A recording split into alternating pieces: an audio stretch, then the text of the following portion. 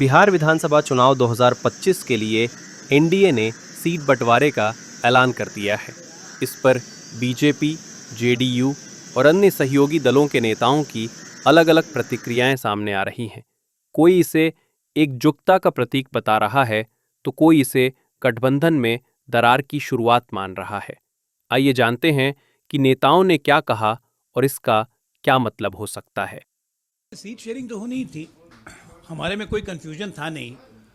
आराम से सौहार्दपूर्ण वातावरण में, एक अच्छे वातावरण में सब कुछ हो गया। सब दलों ने अनाउंस भी कर दिया और सब ने प्रण और संकल्प के साथ कि इस बार 2025 के चुनाव में एनडीए 225 रहेगा। प्रचंड बहुमत से हम लौटेंगे क्योंकि बिहार की नींव तैयार हो गई है, छलांग लेना है और 2032 में बिहार को एक प्रबुद्ध राज्य, संपन्न राज्य बनाना है। नहीं, बिल्कुल ऐसा नहीं कहा है। मैं भी जीतन राम मांझी जी को सुन रहा था, उन्होंने कहा कि हम कभी नाराज़ थे, हमें लोकसभा में 1 सीट मिली, हम कभी नाराज़ थे। अभी हमें 6 सीटें मिली हैं तो हम कोई नाराज़ थोड़ी ना है। और उन्होंने ट्वीट भी किया है कि मैं अंतिम सांस तक प्रधानमंत्री मोदी के साथ रहूँगा, तो कोई नाराज़गी नहीं है। एक बात बिल्कुल समझना होगा, जनता क्या चाहती है, राजनीतिक दलों को भी इस भाव को समझना होगा। और एनडीए के 5 दल बिहार की जनता की भावनाओं से परिचित थे। उन्हें पता है कि जंगल राज की आहट से भी बिहार की जनता को डर लगता है और इसीलिए सब मिलकर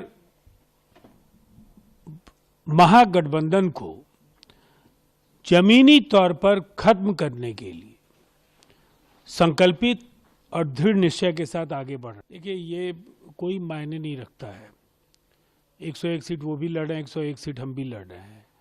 नेता नीतीश कुमार जी हैं। एक अभिभावक के तौर पर राष्ट्रीय जनतांत्रिक गठबंधन ने बराबर उन्हें सम्मान दिया है, आदर दिया है। उनके नेतृत्व में हम एक बड़ी जीत दर्ज करेंगे और उन्हीं के नेतृत्व में अगली सरकार भी बनेगी। अभी तक तो जदयू वाले कह रहे थे कि हम बड़ा भाई हैं बिहार में और दिल्ली में भाजपा बड़ा भाई है। तो दिल्ली में तो बड़ा भाई बीजेपी कभी भी रहेगा, लेकिन अब बिहार में भी अब तो ये चुनाव से पहले तो बराबर के भाई दिख रहे हैं, लेकिन चुनाव के बाद एक छोटा भाई से भी नीचे चले जाएंगे। भाजपा को कोई मतलब नहीं है कि कौन कितनी सीटों पे लड़ेगा।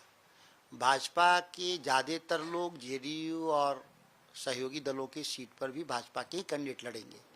भाजपा की बहुत साफ रणनीति है।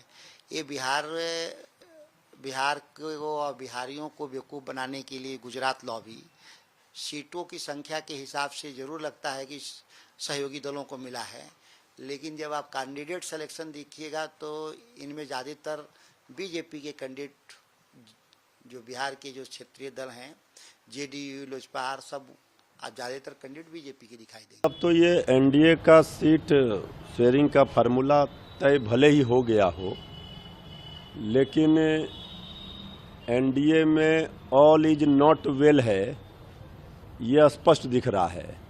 जो बात लगातार श्री तेजस्वी जी कह रहे थे, हम लोग कह रहे थे कि बीजेपी जेडीयू को समाप्त कर देगी और मुख्यमंत्री भी नहीं बनाएगी, तो अब वो दृश्य तो दिख रहा है। तो हैसियत बता दी। अभी बड़े भाई की भूमिका में जेडीयू रहती थी, बराबरी पर लाया है और श्री चिराग पासवान जी और बीजेपी ने मिलकर 130 सीट ले ली।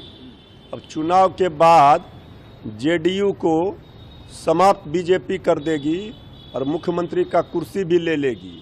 और आदरणीय जीतन बाबू मांझी जी तो 15 सीट में गिड़गिड़ा रहे थे, 6 सीटों पर उनको आधे दर्जन पर सल्टा दिया, सिमटा दिया।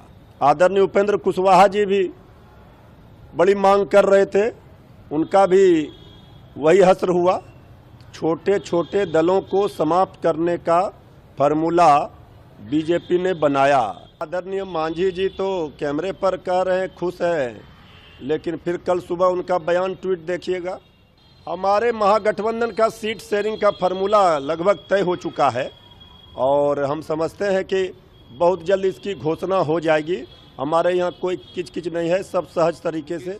महागठबंधन में ऑल इज वेल है, महागठबंधन महा मजबूत है, महा विजय करने की तैयारी में है। ये सीट के लिए नहीं, जीत के लिए सब लोग 243 सीटों पर महागठबंधन के उम्मीदवार लड़ेंगे। ये गठबंधन नहीं है, ये ठगबंधन है। एक हो गया, एक और होना है। चिराग जी तो कह रहे थे वो 40 सीटों से कम नहीं लेंगे। जीतन राम मांझी जी पता नहीं 2 दर्जन सीट मांग रहे थे। भूपेंद्र जी जरूर कुछ चुपचाप थे।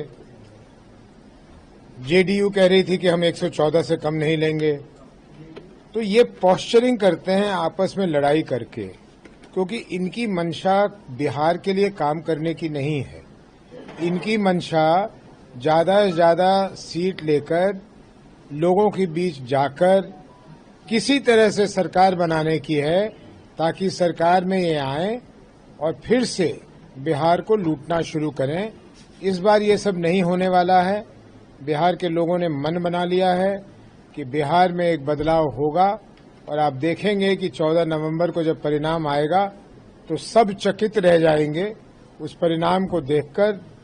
बिहार में लोगों की अपनी एक व्यवस्था बनने वाली है जिसका नाम जनसुराज है। मुझे कहने में कोई इतराज नहीं है कैमरा पे कि जनता दल यूनाइटेड के वो अच्छे लोग जो विवादों से दूर हैं और जनता दल यूनाइटेड के साथ बहुत दिनों से रहे हैं, उन लोगों का हमारे पास ये खबर आ रहा है कि हम चुनाव तक नहीं अपनी पार्टी को छोड़ेंगे, क्योंकि हम बदनाम नहीं होना चाहते कि हम किसी लोभ लालच में गए हैं। लेकिन चुनाव के तुरंत बाद परिणाम कुछ भी हो, हम लोग सब आपके दल में आएंगे, क्योंकि जनता दल यूनाइटेड में हमें कोई भविष्य और कोई अच्छी भविष्य नज़र नहीं आ रही। इसको जब तक नीतीश जी मानसिक और शारीरिक रूप से स्वस्थ थे, तब तक जो जनता दल यूनाइटेड की सोच विचार थी, कम से कम कहने को, करने को तो जो कर रहे थे वो लोग देख रहे थे। तो ये लोग कहते हैं कि वो सोच खत्म हो गई, वो विचार खत्म हो गया, वो नेता हमारा अब उस तरह का नेतृत्व नहीं कर पा रहा, इसलिए हम लोगों को यहाँ घुटन महसूस हो रही है। और मैं समझता हूँ कि चुनाव के बाद धीरे धीरे बहुत अल्प समय में जनता दल यूनाइटेड की अस्तित्व भी नहीं